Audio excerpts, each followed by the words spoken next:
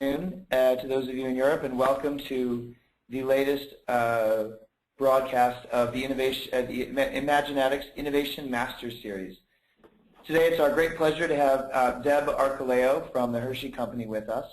Before we get into the presentation, I just want to remind everyone that the slides and the recording of today's presentation will be available afterwards. Stay tuned for an email within the next 24 hours or so. And we will have, during the course of this broadcast, several periods for question and answer. So at any time, if you think of a question, please type it into the GoToWebinar control panel. There's a section for questions, and we will answer those at the first available break. My name is Chris Townsend. I'm the head of marketing in Imaginatic, and as an intro, I'm going to talk briefly about the Innovation Masters Series. For those of you that are new, we convene these as a way of bringing the vanguard of innovation leaders and practitioners around the world to talk to all of you about their crafts. And for many of you, this will be your craft as well. So you can hear about the bleeding edge best practices for how to lead innovation, and you'll learn a lot about different types of how innovation happens. Why do we do this? Because innovation is really important these days.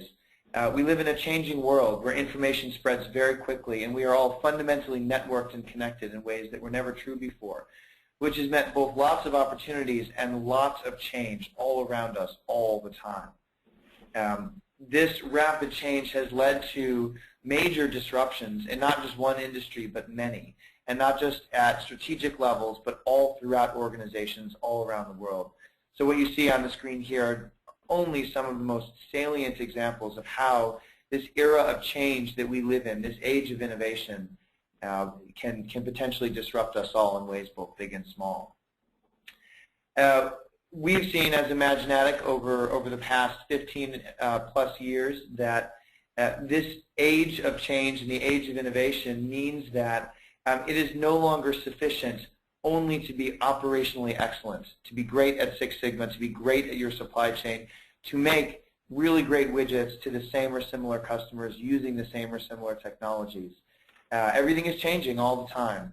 And to stay ahead of that change, to help lead that change, to adapt and respond as the world pivots around you, having a fundamental innovation capability is really important. We have seen this reflected in early data studies that have been done on the trend of innovation. Last year, Capgemini, together with the IESE Business School in Spain, put together an innovation leadership study which showed that of large organizations around the world, 43% now have some senior executive accountable for innovation.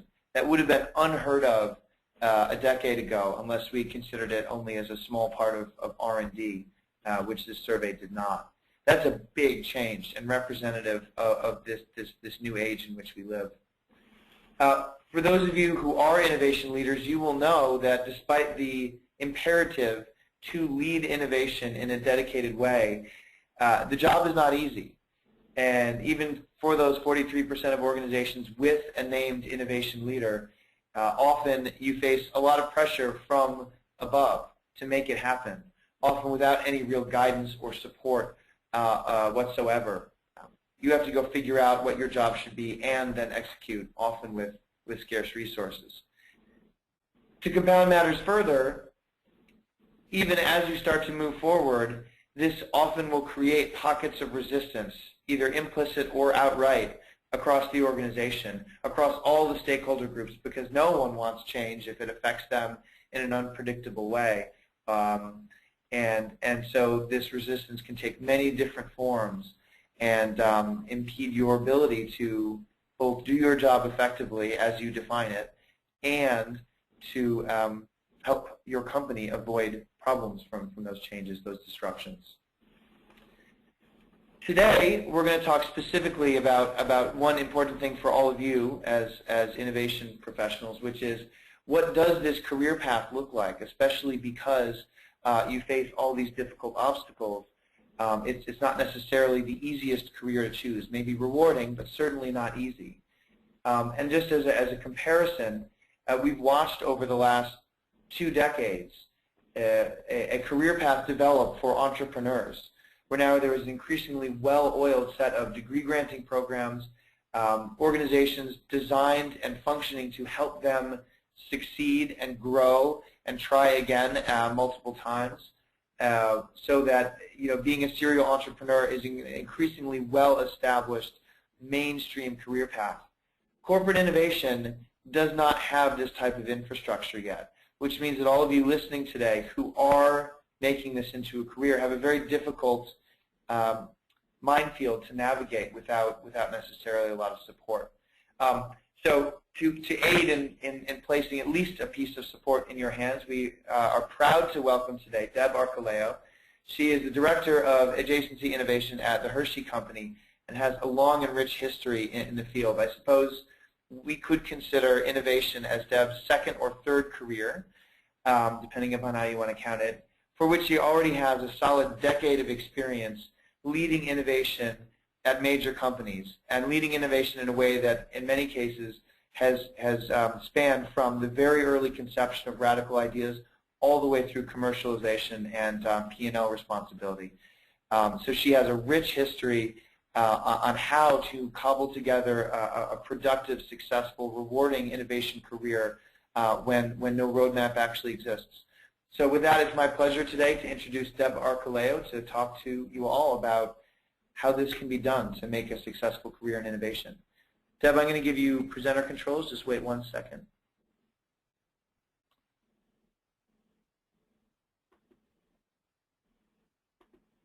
Very good. Thank you so much, Chris. And thank you, everybody on the line, for joining in this morning. As you saw from my background, I've had innovation roles in the consumer packaged goods industry for about the last 10 years. And just for context, each of those roles was somewhat different. When I was at Pfizer Consumer Healthcare, I was running what was essentially a center of excellence for innovation. So I partnered very closely with our brand teams and with R&D to work on global innovation projects to drive growth in our biggest global brands.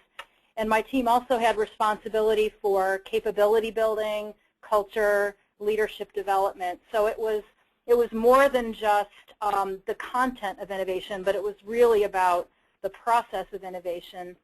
The role that I had at Campbell's was completely different. There I had responsibility for the new product development pipeline for the U.S. soup and broth business.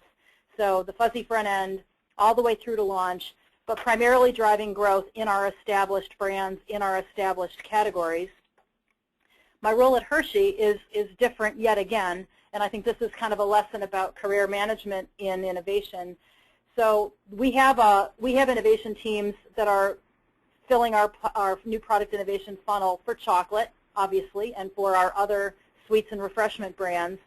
Our adjacency innovation team is looking to take the company into new adjacent categories and white spaces.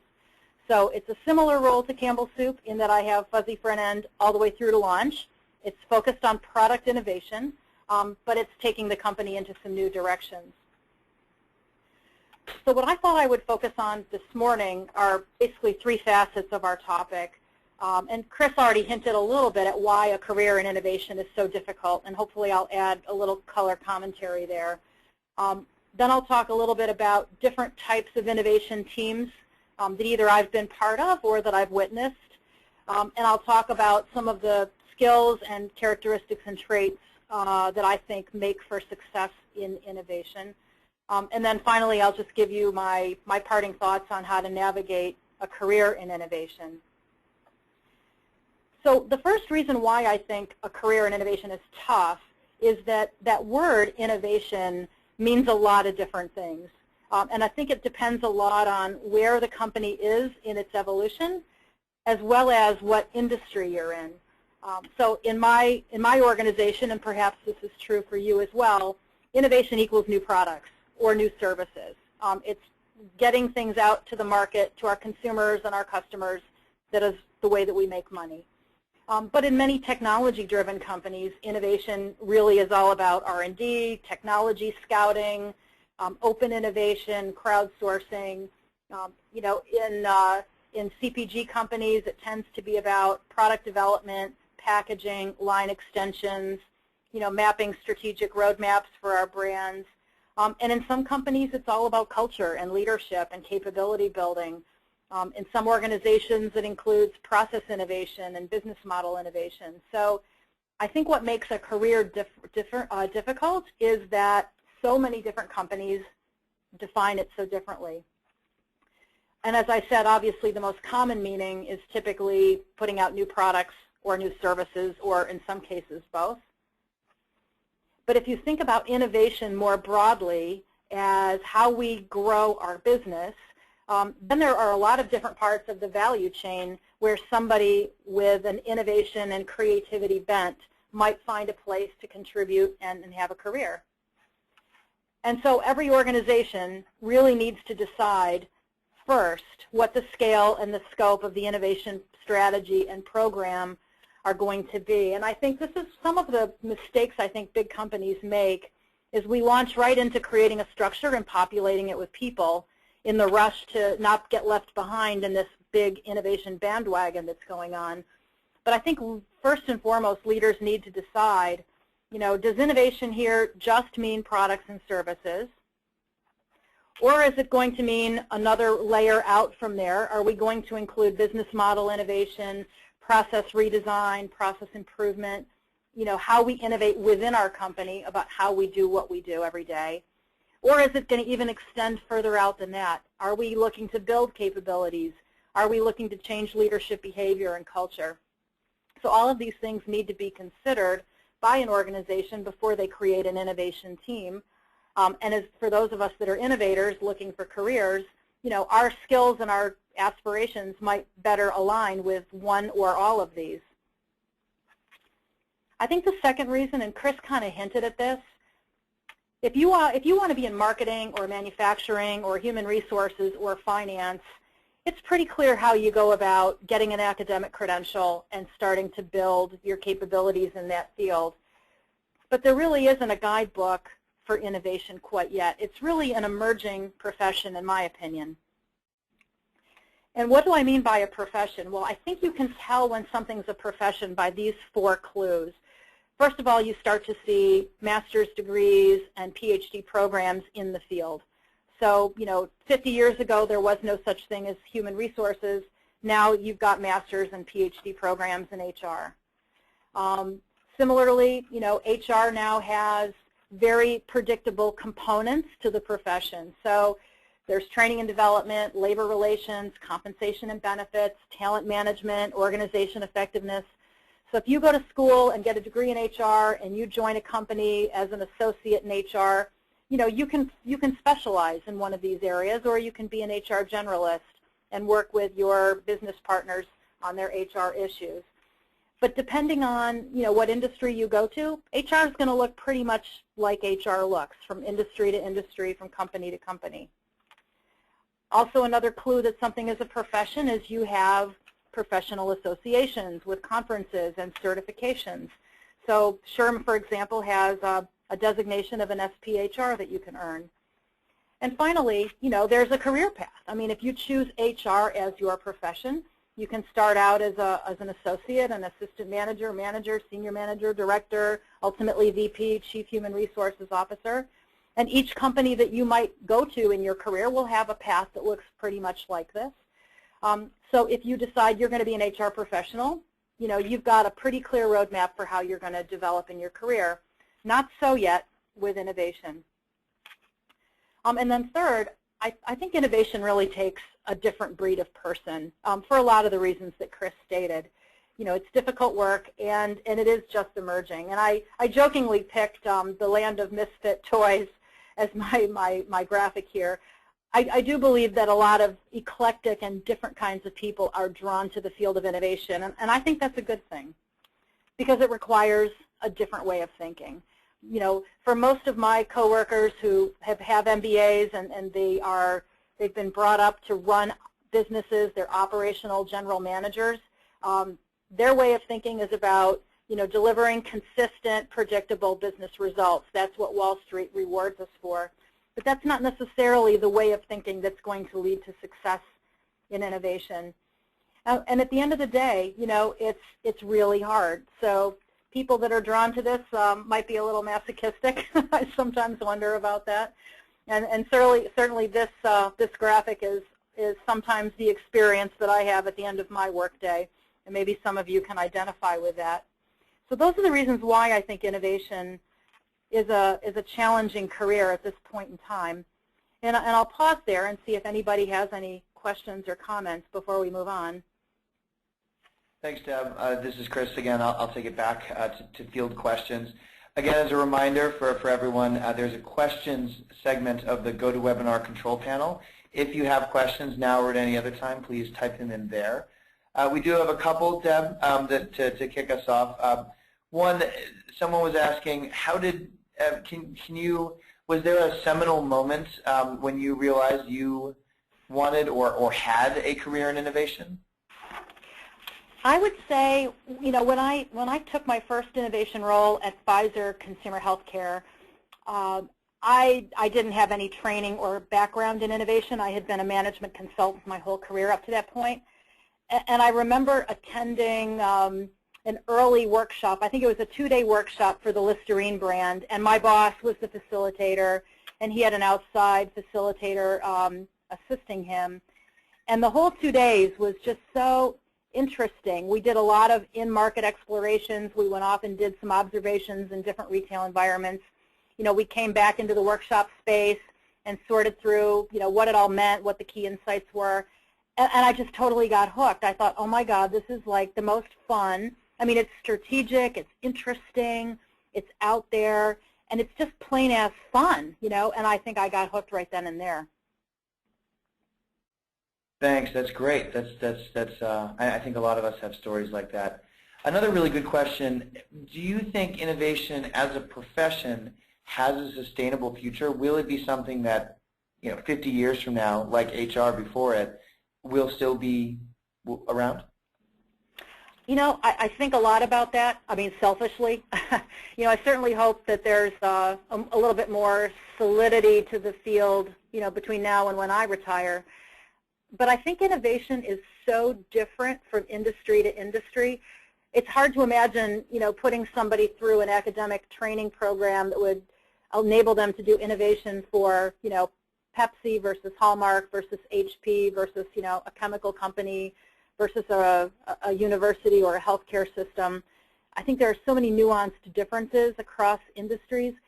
I do think and I hope that we will find, I guess, maybe the fundamentals of innovation woven into other fields. I mean, we already have design thinking and MBA programs merging a little bit. I know that happens in Toronto and in Stanford. And I think we'll see more of that. But I don't know that we will have, you know, a master's in innovation, although perhaps it's possible with maybe subspecialties by industry. I suppose it remains to be seen to a fair degree. I think so. Oh, yeah. Well, it's part of the fun of innovation is seeing how it all plays out and riding the wave. All right, let's get to at least one more question now. Deb, I don't know how much you are going to touch on this later, but what kind of, given that there are no or not many innovation degrees right now from institutions of higher learning, what would you suggest as a degree someone might get if they're trying to get into the innovation field? Yeah, I am going to touch on this later. I think what I have seen from a lot of different industries, I've got lots of friends who have innovation as part or all of their job in a lot of different companies. Most of them kind of stumbled into it by accident, and they stumbled into it, they actually got tapped on the shoulder because they had a deep understanding of the business that they were in, and they were well respected by their peers. They had a lot of organizational influence. So I would say the best preparation for a career in innovation, if someone is in the earlier stages, is, you know, find an industry that you're passionate about or a company that you're passionate about. Do your best to get the business fundamentals of that business really solid, and that may be getting an MBA or, you know, some sort of a cross-functional training program within the core company, and then use resources that are out in the public domain, whether those are conferences, you know, seminars, you know, share groups, councils, to meet people who do have innovation as a day job. and start, building your skill set and your traits and characteristics from there. And then, over time, as you progress and you move up the corporate ladder, hopefully you'll be in a position to influence a senior leader to say, hey, you know what, I think we need a formal innovation team on our org chart, and I'd like to take a stab at shaping what that would look like and hopefully leading it. Okay, that makes a lot of sense. Yeah, it's really about working behind the scenes to quite a large extent. There are other questions. To those of you that have not had your questions answered, please stay tuned. I'd like to move on in the interest of time, but hopefully we can get to most or all of them as we proceed. Deb, I'll turn it back to you now, and let's keep going. Terrific, thank you. So the second topic is, what do innovation teams typically look like in companies? And there are 4 models that I've seen. And then I'll talk a little bit about skills and characteristics that I think cross all types of teams. So this is a common one. I'm not passing any judgment about which of these is best. I think a lot of it depends on what is the strategy for the company and what you're looking to achieve. But one very common model is a very senior, chief innovation officer, usually somebody hired from the outside, somebody who has, kind of the guru label on their forehead. That individual usually has, a very, very small staff, sometimes a large budget, and their work tends to be, I call it evangelical. I'm here to kind of get everybody whipped into shape, chart the course, create the strategy, but they don't necessarily, I haven't seen that they have responsibility technically for, filling the funnel or actually doing new product development. Another common model, and this is the model that's most prevalent in my industry in consumer packaged goods, is within each business unit. Normally, it's a subset of the marketing organization that's responsible for product innovation. So we have our brand teams that are responsible for the ongoing management of our brands and managing the health and the growth of our brands organically with our retail partners. And then within those business units, there are typically product innovation teams, very similar to the role that I had at the Campbell Soup Company. So we were a subset of marketing. We had market research and insights, people reporting to us, and a lot of cross-functional partners, supply chain, product development, finance. And our goal was to figure out where are those strategic opportunity areas to grow the business. Within those opportunity spaces, what are the platforms? And within those platforms, what are the specific product concepts that we want to validate with consumers and then move into our pipeline and put through the stage gates and ultimately, end up on the shelf at Walmart and Kroger and Safeway, et cetera. In technology companies, what I have seen in some of my friends' organizations are technology teams that are focused on specific platforms.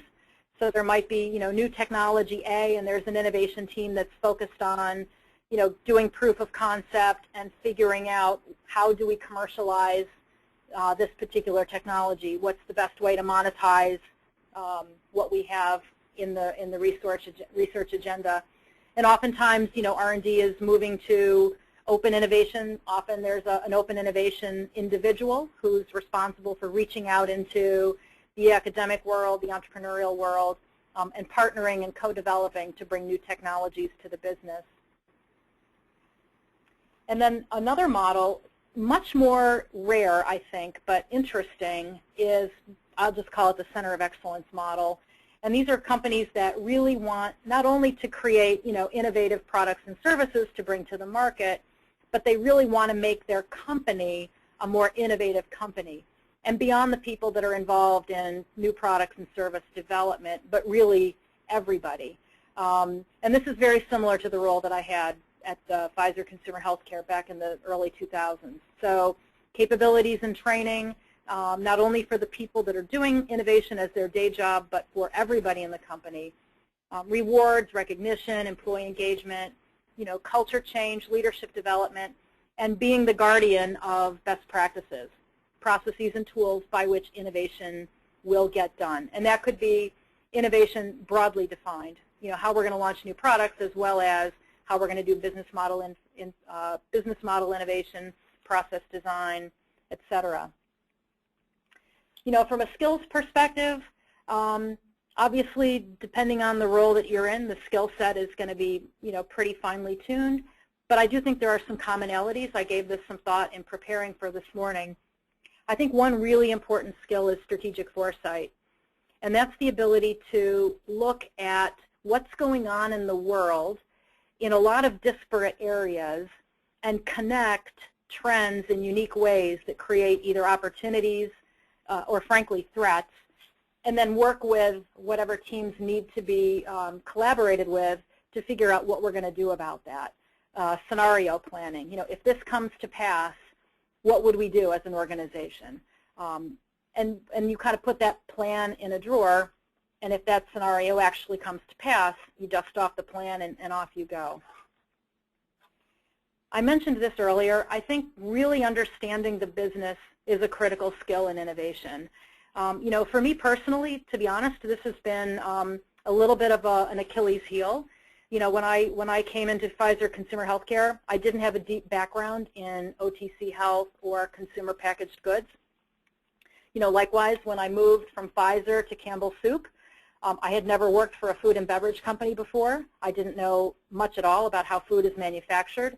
The way in which OTC and personal care products go to market is very different than how soup goes to market. And now that I'm in Hershey, I can tell you the confection category is very different than soup.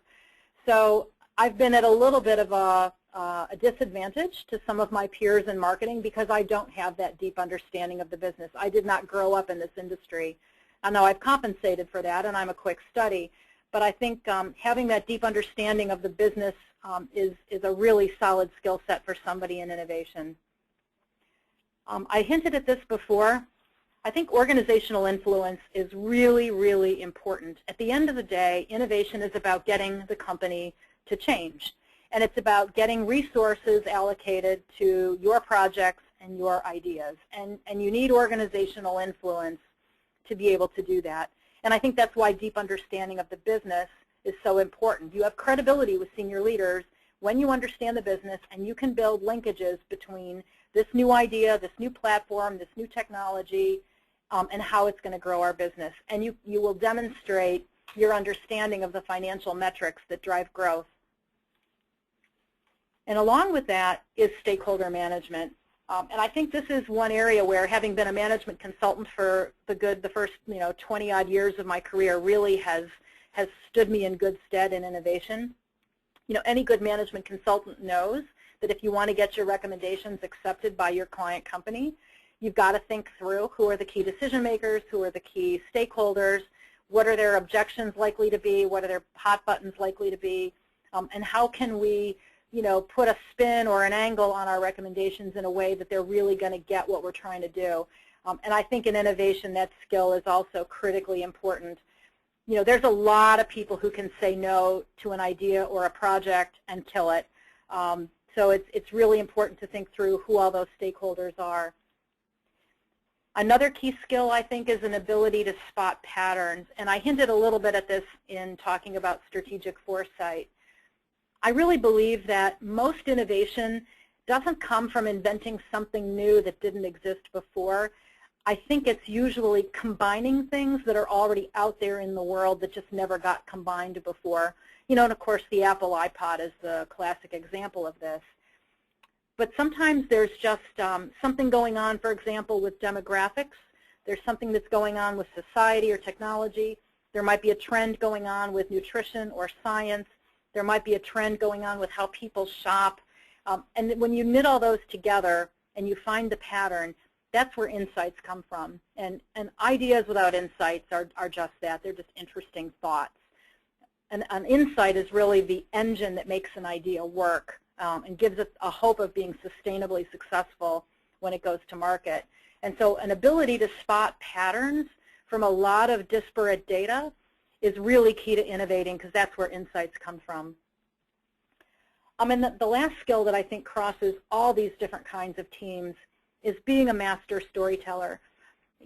I can tell you that on almost every innovation project that I've been part of over the years, the people that are on the project team have a deep visceral understanding about why an idea makes sense. We were there in shaping the strategic questions to be answered. We were out in the world exploring and learning. We were the ones hearing firsthand from customers and consumers what their issues and problems were and their desires. So we know the power of the insight, and we know that an idea is a good idea. And then we get up in front of a team of senior leaders, usually in a conference room with PowerPoint, and somehow we have to bring to life everything that we've learned in a way that they get as excited and as passionate about what we're presenting as we are. And that's really hard to do without being a master storyteller. Figuring out how to really engage your audience and how to really bring to life with realness, with experience, so that your stakeholders understand why this is such a great idea to the same extent that the team does. So those are the skills that I think cross all the different kinds of innovation roles that are out there in different companies. And then when I thought about characteristics and traits, this is a very unscientific list. I just thought about, if I'm hiring somebody for my team, what do I want to look for? And these are kind of my list of top traits: persistence, courageous, passionate, curious, empathetic, creative and pragmatic, tolerant of ambiguity, agile and flexible. And I don't have time to go through each one of these, but I'll comment on these three because I think if I had to narrow it down to three, these are the three I would pick. Now, courageous, is probably self-evident, but when I think about some of the things my past companies have done that were truly innovative, they were not successful the first time out. We got told no many times before we finally got a yes. And it really took courageous persistence on the part of either an individual or a team who just wouldn't let go. We used to call it the dog on the pant leg, that just won't let go. With respect to curiosity, I just don't think you can be a great innovator unless you have a curiosity about the world and you just look at human behavior and wonder why people do what they do. I mean, human beings are just utterly fascinating. And people that are really curious about the world and why things are the way they are and can kind of see things that others don't see, I think is really important. I had a young man on my team here at Hershey who he's not here any longer, which is too bad because he had a great opportunity somewhere else and he's moved on. But we were in China doing consumer research for something completely unrelated, and he started noticing a trend with bread shops. Like on almost every corner of Shanghai, there's a bread shop. And he just started his wheels turning, and he spun that into an opportunity platform that nobody else spotted. I can't say more about it, but it was just really, really fantastic how his brain worked. And he was, courageous enough to bring it forward. And then the third one that I would focus on is this balance between being creative and being pragmatic. And this is really hard to find in the same personality. I mean, we've all, met people in our careers who are, the zany, wacky, creative folks. They're normally at agencies and innovation consultancies. And we would love to have a little of their juice inside our large, stodgy companies. And that kind of energy and creativity is super important. But it also has to be pragmatic. And that's where, those of us who are now on the client side versus the provider side, sometimes struggle.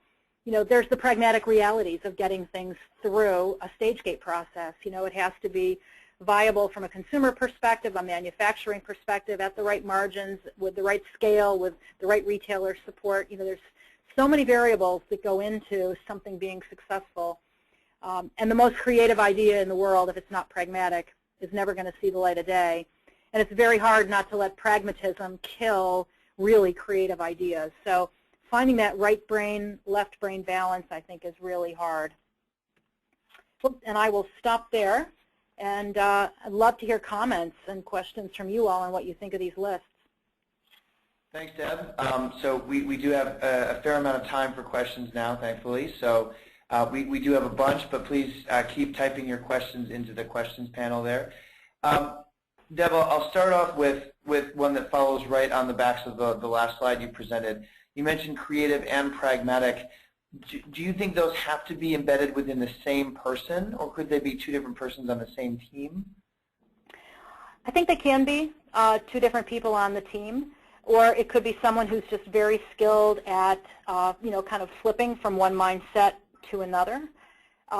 It probably depends on the size of the team, too. Some of our teams are, maybe 2 people from innovation, and everyone else is cross-functional and doing this, kind of as an extracurricular activity. So, we've trained ourselves to be, more creative up front and more pragmatic at the back end. And I've had ongoing debates with various employers over the years about whether it makes sense to combine a team doing fuzzy front-end work from the people that are responsible for commercialization. Because I do believe different personality types are drawn to those different kinds of work, and I think different people are good at them. I'm much stronger at the fuzzy front end than I am at the back end. But the realities of corporate life being what they are, the back end is where you get financial results, you get in-market results, and you get the box checked, and you get credibility with your leaders. So sometimes we're kind of forced to do all of it in order to progress in our careers. So I do think it's possible to have different people on the team with those different skill sets. Best if you can actually find a way to flex yourself and be able to do both. Yeah, right. Makes sense. Another question came from early in this last segment. You were talking about, I think, strategic foresight, and there was an offhand reference to scenario planning. We had someone in the audience who wanted to click on scenario planning in particular, and if you could elaborate on what you meant by scenario planning. Are there any specific methodologies? The name in the question, the name Peter Schwartz in particular came up. If there's a particular framework. I'm a big fan of Institute for the Future and Bob Johansen and his work there.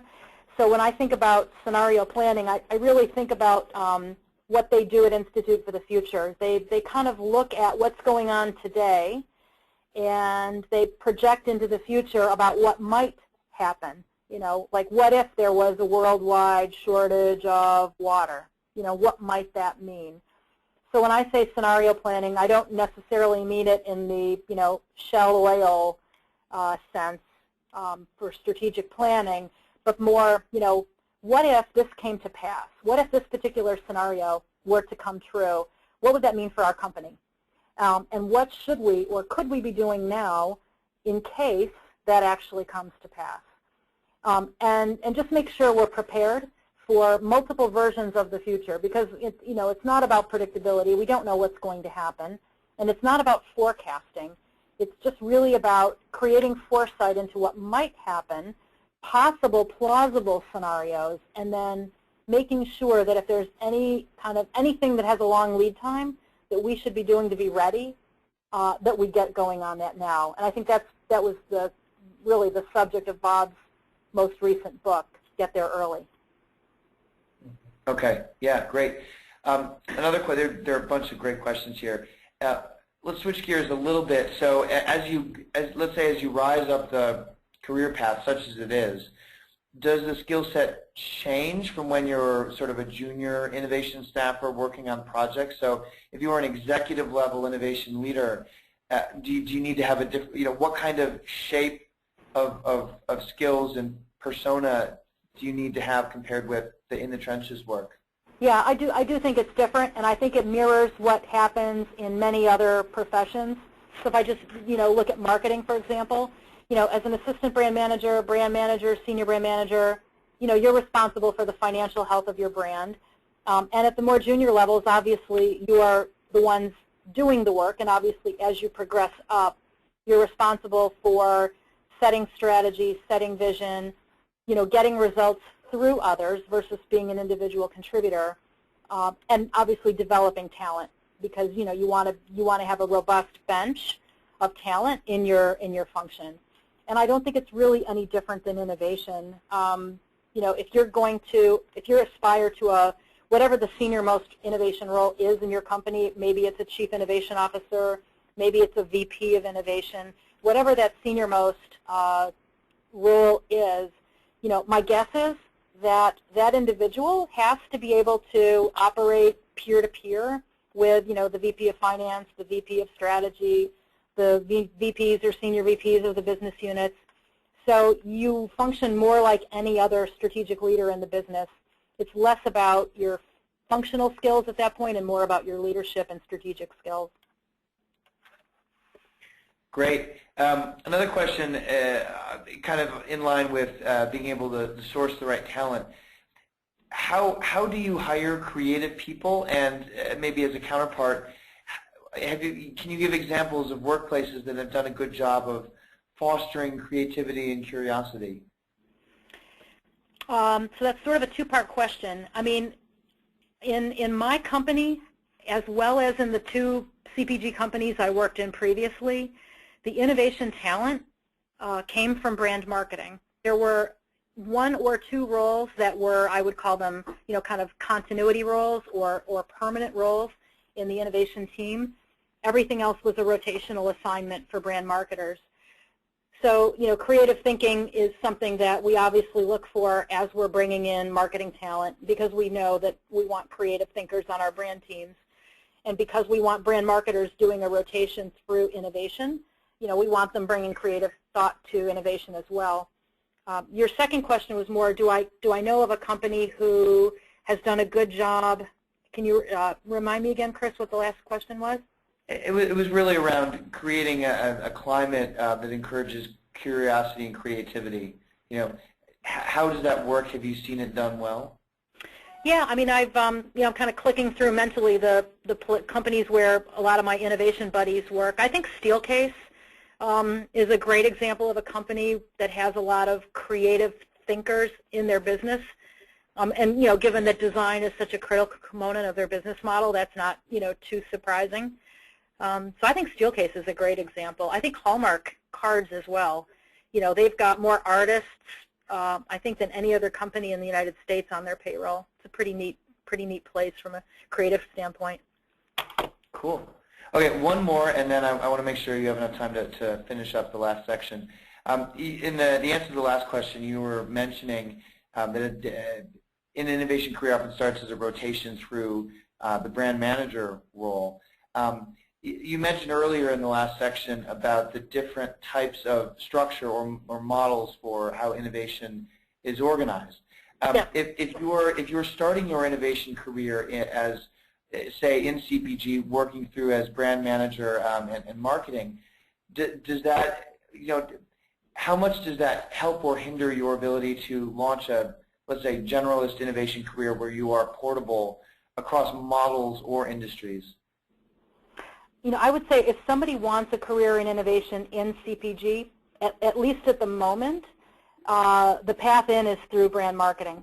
And in most large CPG companies, that means you have to get an MBA in marketing. Certainly true for Hershey. It was true at Campbell's. I know it's true at P&G and other places. So, it's kind of a backdoor into innovation, but at least in CPG, that is the way it is. And I would say if you want to then move from CPG into other companies, I think CPG is a great background and training for innovation, namely because we have to innovate every year, year in and year out, and the pace is a little bit more moderated compared to technology, where innovation has to come out every 3 or 4 months. And I think that in general, people that have marketing and innovation backgrounds in CPG find that skill set is very portable into other companies where marketing might not be the dominant function on the org chart. Whereas in CPG, marketing is pretty much where general managers come from. Okay. Now, just to follow the thread to completion, what about the reverse? If someone has a technology innovation background from a tech company and it shows up on your doorstep as potential talent for the Hershey Innovation Program, would you welcome them with open arms? Would you welcome them with skepticism? Personally, I would not welcome them. I wouldn't be skeptical. There's realities, though, that, and I'm just speaking for the Hershey Company, because our innovation team is part of marketing, the people that we bring in from the outside have to have the capability of doing both brand marketing and innovation. Otherwise, they become kind of stranded talent. So somebody that has a technology background would find it difficult to be on an innovation team here, which, that's the reality today. Having said that, I think innovation here, as in many companies, is going to morph and change year over year. I mean, it's different today than it was 2 years ago when I joined. And who knows what innovation is going to look like here in 5 years' time. There could be a center of excellence. There could be innovation roles within technology, innovation roles within other departments besides marketing. The definition of innovation could be much broader than just, new products that we launch to our retail partners. So it's just a reality today, but I don't know that it's necessarily static. Yeah, I think that's a great point. This is another one of those, we'll wait and see how things develop. I'll turn it back over to you. I don't want to bog us down in too many more questions for now because I hate going over time. Deb, why don't I let you take controls back and bring us home? Okay. This last topic is actually fairly brief, and then we can get back to some of these great questions. So, if you're navigating a career in innovation, as I am, I started thinking about what would my advice be to anybody thinking about this.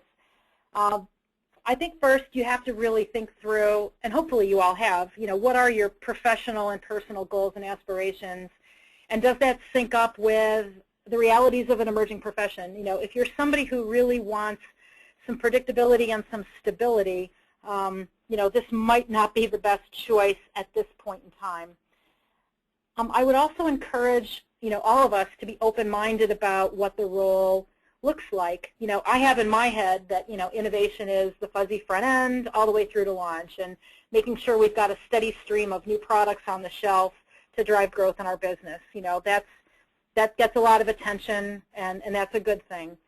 But I personally, have no idea what my next role will be here at Hershey. Perhaps it'll be an innovation role in supply chain where I'm partnering with a senior executive to reinvent how we go about doing the business of supply chain. And that could be a really fun and interesting innovation challenge. And it pulls on the same muscle of innovation that I'm using now in developing products. I'm just using it in a different way. So I think in order to have a career in innovation, especially within the same company, you need to be a little bit open-minded about the roles that you play, because there's a lot of different ways to drive growth. Thirdly, and this is true, I think, for anybody in any field or any career, is finding a senior sponsor. And this is beyond a mentor. And there's all kinds of articles and books out there about the differences between a mentor and a sponsor. The sponsor is really that senior person who sees your potential. They have a personal interest in your success, and they are going to advocate and champion on your behalf to get you promoted and to get you developed. Everybody doesn't have a sponsor, but it's really important in innovation because it's often, a somewhat unpopular role.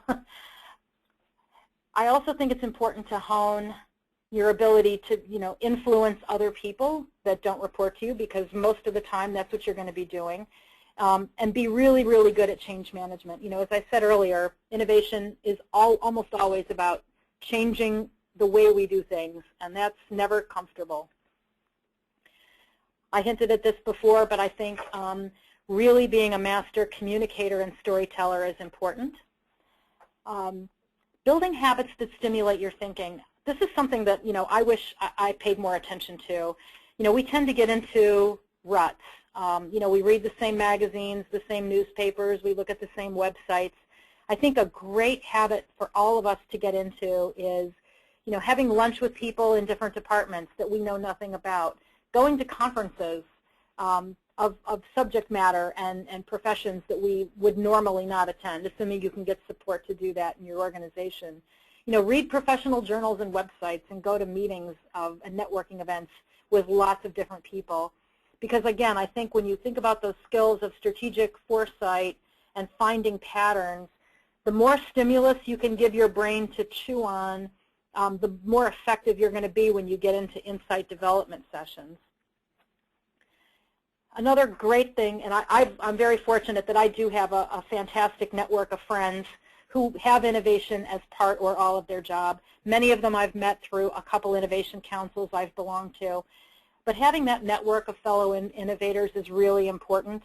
First of all, just best practice sharing and just being able to pick up the phone and find out, how is your company doing this and how are you handling this kind of challenge?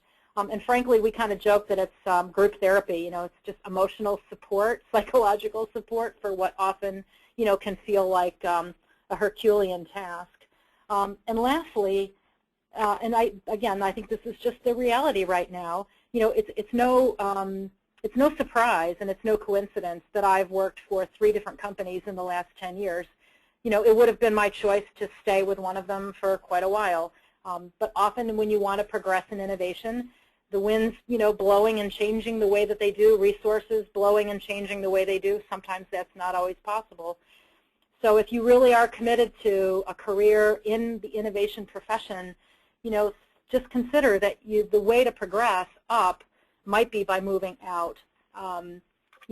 Oftentimes you will, if you look up the org chart, you might not see a more senior innovation role above you that you can aspire to. The next level up in innovation might have to be with a different organization. And I guess my last piece of advice would be, when you do have a win, make sure everyone knows. I mean, don't be quiet about it, and remain hopeful. I think innovation, to my way of thinking, is, despite its difficulties and the uncertainties surrounding it, I can't think of a more enjoyable, fun, exciting, and rewarding profession to be in. And despite the fact that there's uncertainty around, how it's going to emerge, I can't imagine doing anything differently. Deb, thanks. That's a wonderful quote to end on. I want to just, in that we have 7 minutes left, it looks like, which is great because we do have lots of fantastic questions. I want to return to one. Oh, and by the way, for those of you that missed it before, type your questions into the questions panel on the GoToWebinar controls, and we'll answer those if we have time. I want to return to one that's actually come up a couple times now, which is, I'm going to start with an analogy. So if you're in sales and marketing, or if you want to have a career in sales and marketing, one common path is to start or to cycle through a brand agency or a marketing agency or an ad agency or something like that, where essentially you're doing the consulting side of the profession for a number of years, and that gives you breadth in a bunch of different industries and a lot of different kinds of experience and so on. To what degree do you think a path through innovation consulting is helpful or necessary for developing a career in innovation?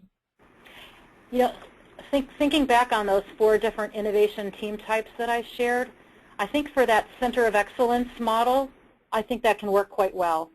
And I think that's one of the reasons why I was successful in getting Pfizer to hire me, because I had been a career consultant up to that point. And they were specifically looking for someone with a consulting background, somebody that had skills in change management, and somebody that had worked in one of the large strategy firms. So I was very fortunate that I was in the right place at the right time. And the consulting work that I had done, even though it wasn't innovation consulting, was a good fit for that center of excellence model. I think for the business unit product innovation team model, it may depend on the industry. I know in CPG it would be difficult to do that unless one also had brand marketing experience already. So somebody had been a brand marketer, had gone into consulting, and now wanted to come back into CPG as an innovation person. I think that works. If the career background is 100% on the agency side, I think that's going to be harder, at least in the industry that I'm in. Okay, good. Another question that's come up several times is around involving as many people as possible. So if innovation is a small outpost in a company, how do you and is it appropriate to try and push out to other parts of the organization or even all of the organization to get their ideas, involve them in projects? How do you spread the boundaries? Yeah, and again, I think that gets back to what is the scope of innovation. If it's purely about new products, I'm assuming that there's an established new product development engine that's been operating for a while. And so those obviously are the key stakeholders to partner with. If the innovation mandate is much more broad, then really there are lots of stakeholders and lots of people to partner with to make innovation happen and to get ideas from. So for example, if the project is all about, I'll just make this up, how can we make our month-end financial closing process faster and easier, right? So it's kind of an internal process innovation project. There's lots of people to partner with and get ideas from, for sure.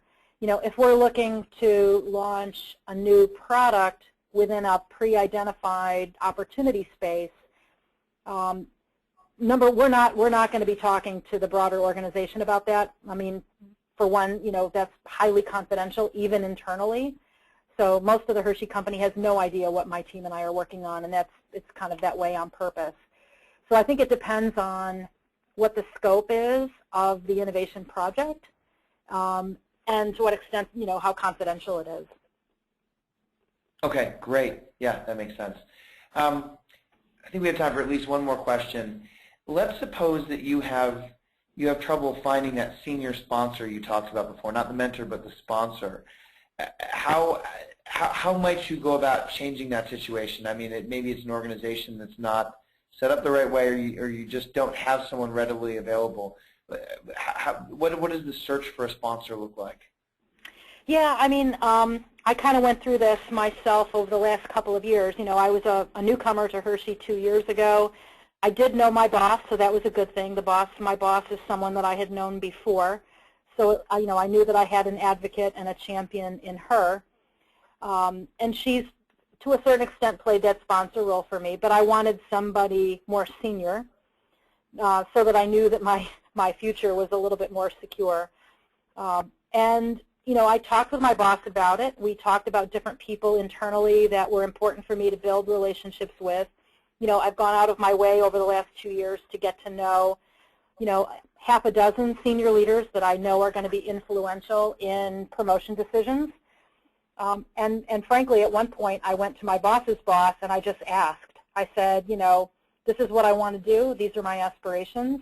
You and I both know that these things don't happen without, sponsors and advocates.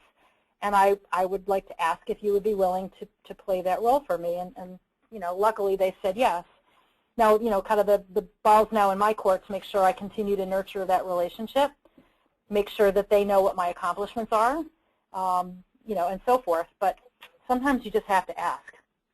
But, I think if you look at some of the literature about that sponsor relationship, it's very different than mentors. I mean, you can ask somebody to be a mentor and what they need to do for you. The bar's a little low. It usually works the other way around with sponsors. Typically, sponsors pick their proteges. Proteges don't go off, looking for sponsors. So maybe the way I did it was backwards, but, I really felt I needed one. Yeah. Where a resource doesn't exist, you have to manufacture it, right? Yeah, and I think, maybe the bottom line is, if you're very clear on what you want and you need help getting there, don't be afraid to ask. That's senior leaders' job, is to develop talent. Now, if you're a mediocre performer, you're going to find it harder to do, obviously.